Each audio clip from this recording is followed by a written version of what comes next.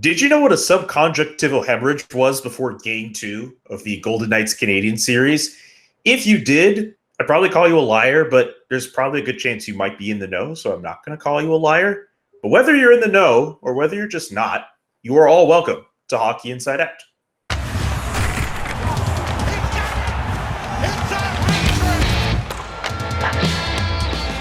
A brand spanking new episode of Hockey Inside Out with the same usual suspects. They're great. They're amazing. So why else would we switch it around? Stu Cowan of the Montreal Gazette, Rick Green, formerly of the Montreal Canadiens as a player and as a coach, Stanley Cup champion, of course, and CBC Daybreak's Jessica Rusnak. The Montreal Canadiens are in the third round, or the Stanley Cup semifinals, as the NHL would like us to call them. I guess that's just what we're going to go with. And off of what we've seen through the two games in this series, the Canadiens and Golden Knights are tied 1 game apiece. And Jeff Petri, I guess more specifically his eyes, are the story.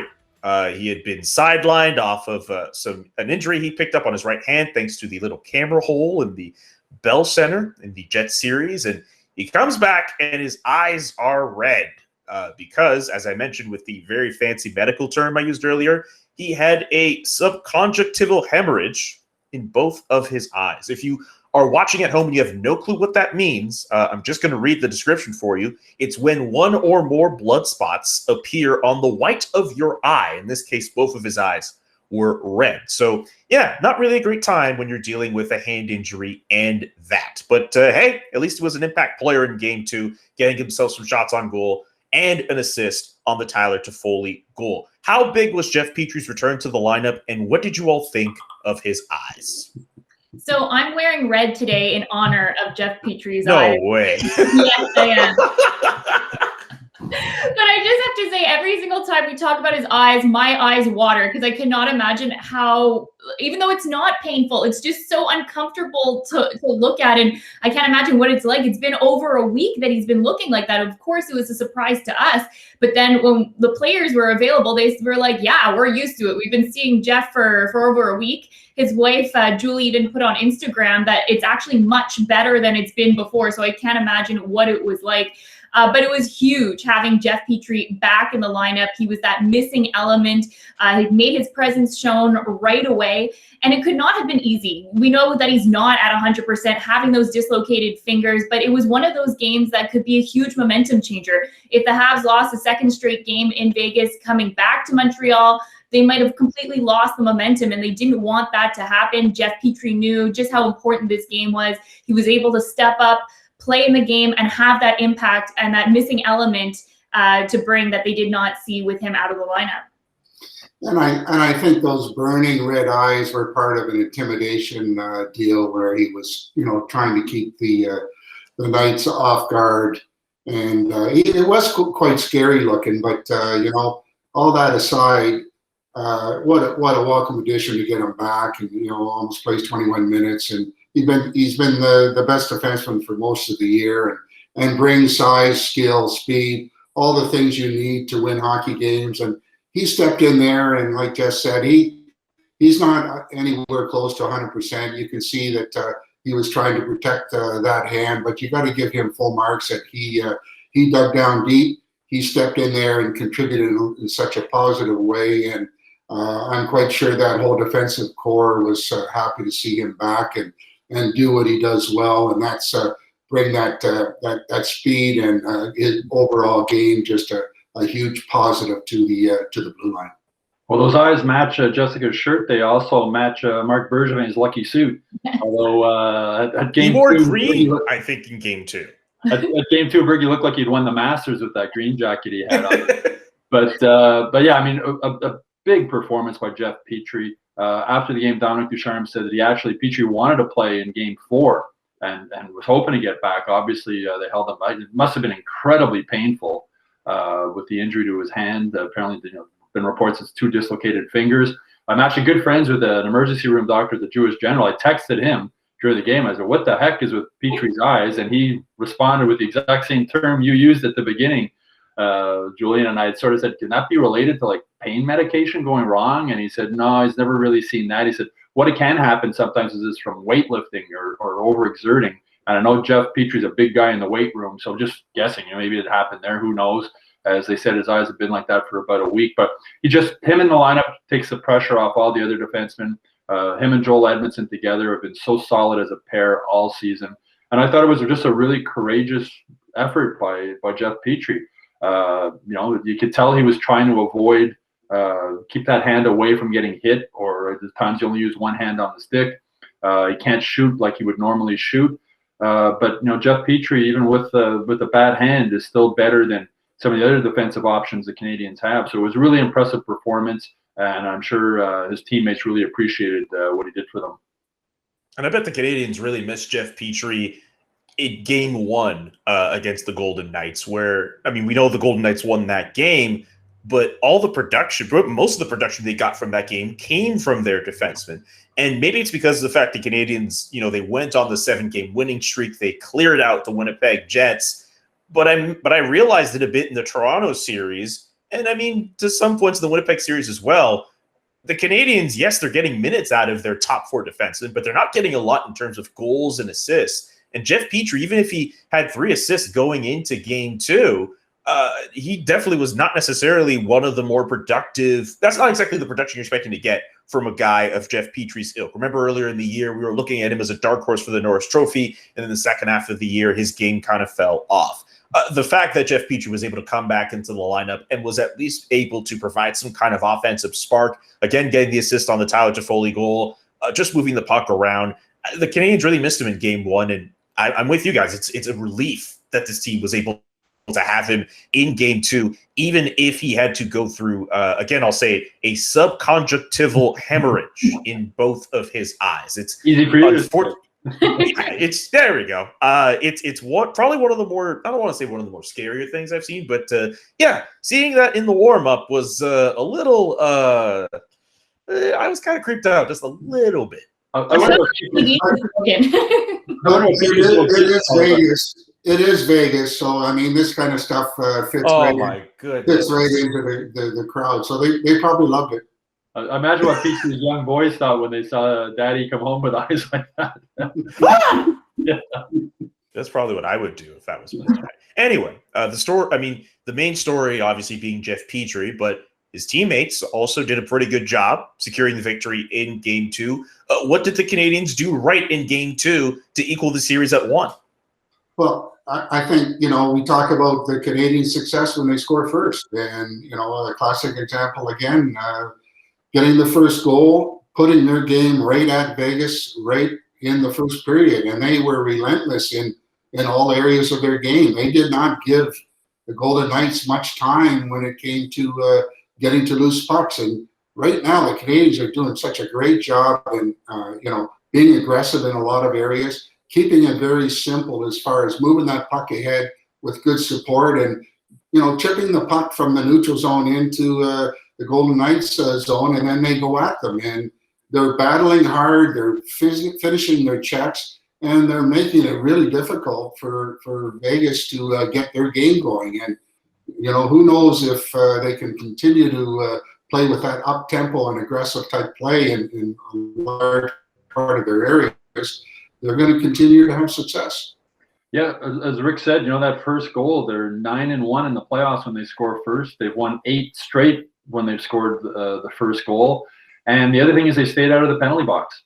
In game 1, Vegas scored first, and the Habs took those 4 penalties early in the second period, lost all flow. They couldn't roll their 4 lines, and Vegas took advantage of that.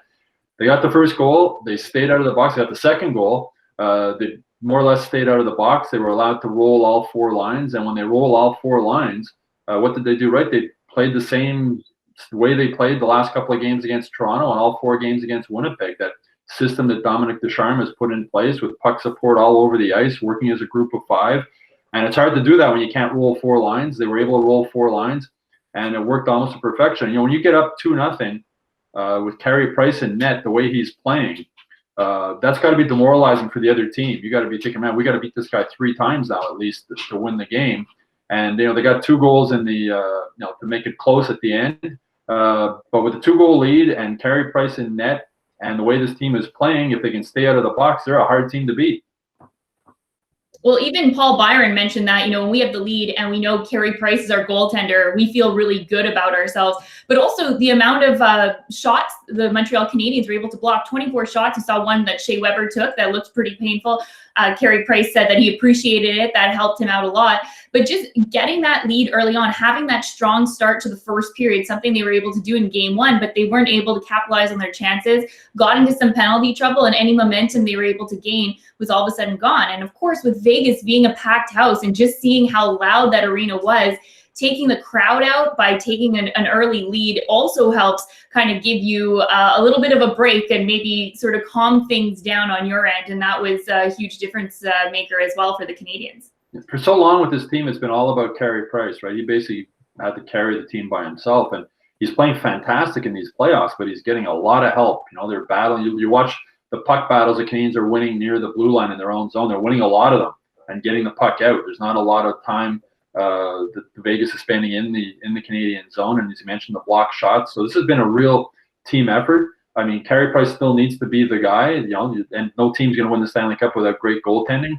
He's played great, but the guys in front of him have really given him a lot of help, and more help than he's probably ever had since he's been with the Canadiens. Yeah.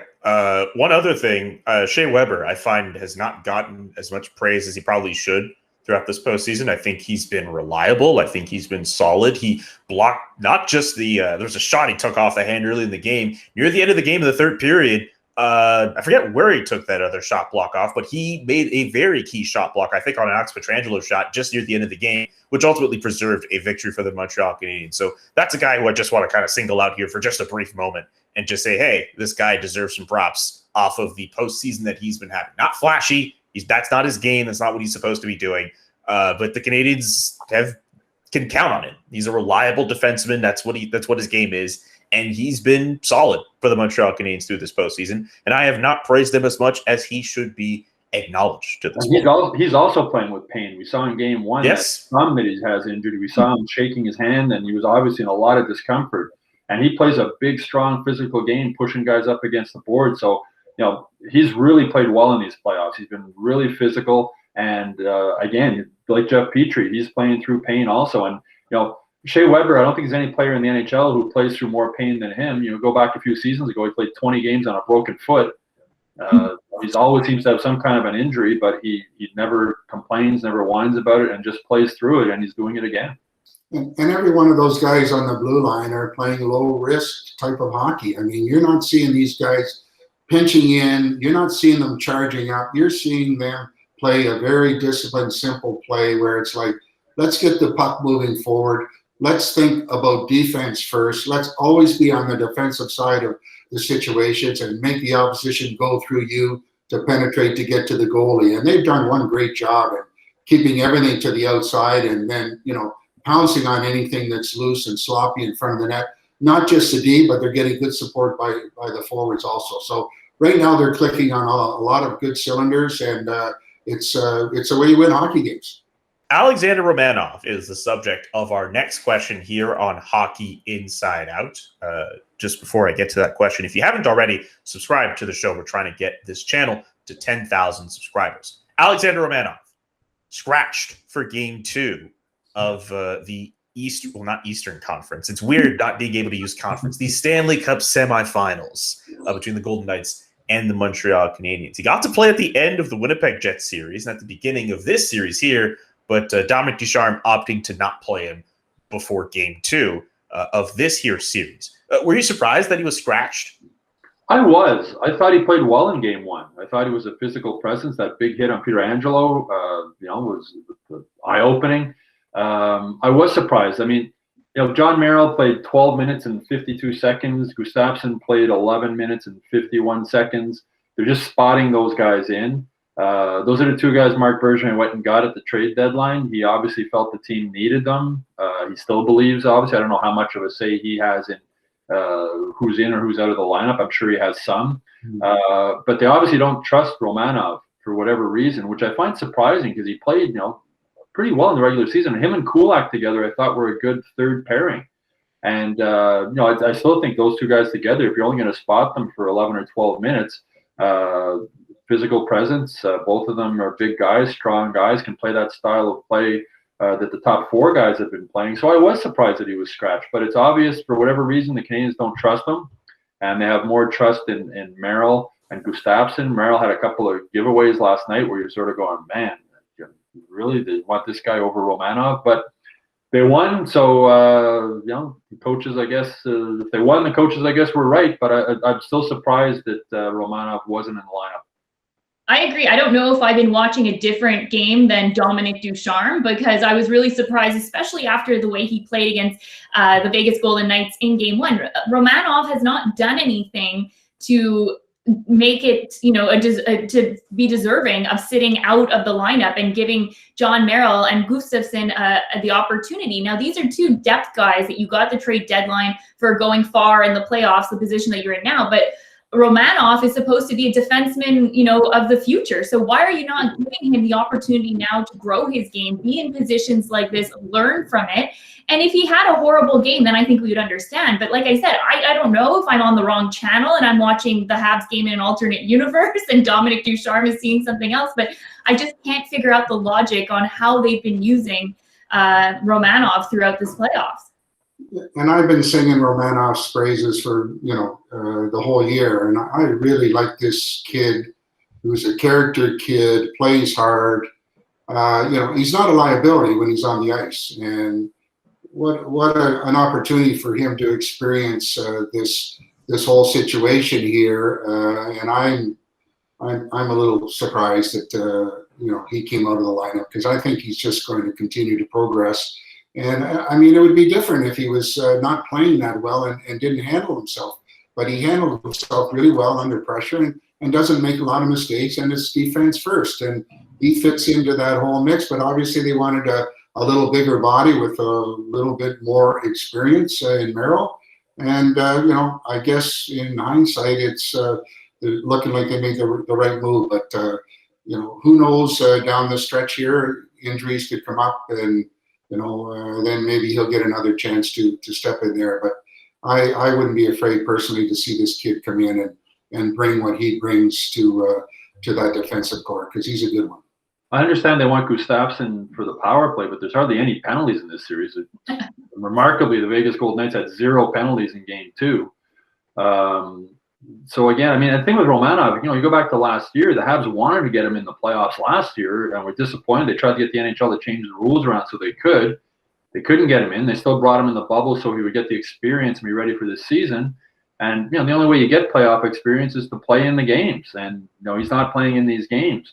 You look at, how Cole Caulfield and the younger Suzuki and Kotkaniemi are all gaining that experience, and he's not. And I sort of shake my head a little bit wondering why. Is just saying, if he had played horrible, okay, you sit him out. And if Merrill had been outstanding, okay, you keep him in. But I don't really think that's been the case.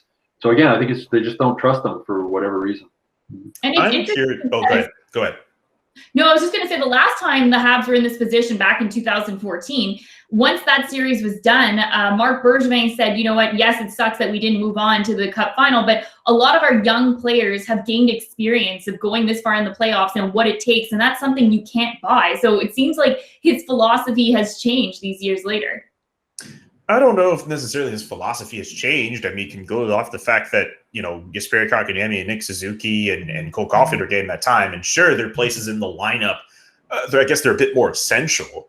I don't know if I'm ready to say that his philosophy has changed when it comes to the younger players. Not to kind of sound like a devil's advocate here, but I guess maybe just the Canadiens just want more of the veteran, steadier presence. Maybe they see that in a John Merrill, who we all know in Game 2 maybe did not look as steady as the team would have liked him to. I'll tell you what, I think Alexander Romanov looked a lot better in Game 1 than Brett Kulak, who ended up not playing in that Game 2.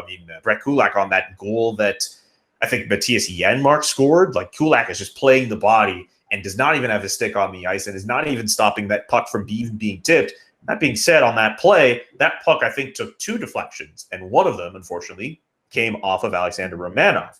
I'll say this about Romanov. I don't know if he was the best defenseman in Game 1. I don't think he was, maybe necessarily. I think he did the best thing a defenseman did in Game 1. That was lay out Alex Pietrangelo in the first period. Talk about being a young kid, perhaps feeling nerves. He's shown that he doesn't necessarily feel those nerves in almost any game that he plays, but let's be real here. Playing in the Stanley Cup playoffs versus playing in the KHL, 2 completely different things. And one of the first things you do in the Stanley Cup semifinal is lay out not just any scrub, but like Alex Pietrangelo, who's a pretty good defenseman, sought-after free agent that would eventually was taken in by the Vegas Golden Knights. I loved the energy that he brought in Game 1, and I too was surprised that he did not stick in the lineup for Game 2 of this series. But as you just said, the Canadiens are winning. Yeah, well, while we're here, questioning Ducharme's decisions, which is what we do, which is clubs, and I mean, the Canadiens are 7 wins away from the Stanley Cup. Like, who would have thought that? When, these playoffs are. No, I didn't. So everything he touches seems to be working these days, and he deserves credit. Is this the closest the Canadiens have been to a Stanley Cup? I guess in terms of the wins, right? Because there's like 7 wins before they win the Cup. I know in 2010 they lost in 5 to Philly. I don't remember what was it, 5 or 6 against the Rangers in 2014? Okay, so if they win one more, they will have been as close to the Stanley Cup final as I have seen in my life. Unfortunately, I was not as old as any of you. I did not win a Stanley Cup like Rick, so I have no clue what the Montreal Canadiens winning a Stanley Cup is like.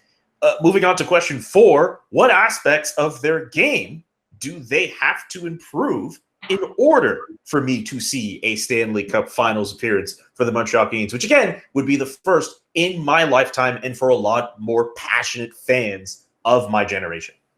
I think they have to continue to be more disciplined. As Stu mentioned earlier, the Vegas Golden Knights not taking a single penalty. You don't want to give the other team any momentum from giving them power plays. So try and stay out of the box as much as possible and allow Carey Price to see as many shots as possible. Move the traffic away from in front of the net, because if Carey Price can't see a shot, he can't stop it. So give him the best chance of doing his job. And Vegas knows in order to score on Carey Price, they have to get a lot of bodies in front of them, and the Canadiens have to do a good job on making sure they aren't in front of him. And the defensive zone faceoffs. I mean, we've seen it over and over again. It's a thorn in their side. It seems unfortunate that in critical times they're not able to even get a tie on the defensive zone faceoff, where they have a chance to possibly go on the offensive side. But the pucks are getting back to their point man, and they got to find a way to get in that shooting lane. I know it's sometimes hard. Some of those guys back there find ways just to get pucks through, but they got to try and eliminate the effectiveness of their D getting pucks through to the net, because it's really hurting them. And on the other side, or another point being that turnovers are so critical. Defensive zone turnovers along the boards, neutral zone turnovers. Vegas, they transition very well. They have to limit those things or take them completely out of their game to keep the momentum going with Montreal. So they have to be careful in that area. And if they are able to limit their turnovers, then I think they have a good chance to keep things going ahead and chipping the puck deep and using their speed on the forecheck. Where they just need to keep doing what they're doing, playing that system, staying out of the box, rolling 4 lines. As Rick said, though, those faceoffs, 4 of the 6 Vegas goals have come directly off of the Canadiens losing faceoffs in their own zone. 3 by Suzuki, 1 by Kotkaniemi. A couple of goals have looked exactly the same, like set plays that Vegas has.